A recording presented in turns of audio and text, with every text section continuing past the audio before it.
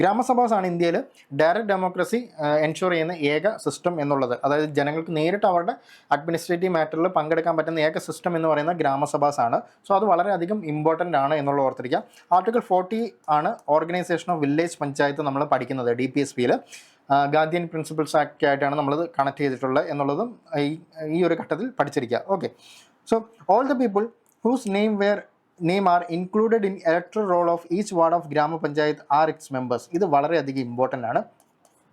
Article 243 sub close എയിൽ കൃത്യമായിട്ട് ഇത് പറഞ്ഞിട്ടുണ്ട്. ആരാണ് ഗ്രാമസഭയിലെ മെമ്പേഴ്സ് എന്ന് പറഞ്ഞാൽ കൃത്യമായിട്ട് അതിന് ഡെഫിനേഷൻ ഉണ്ട്.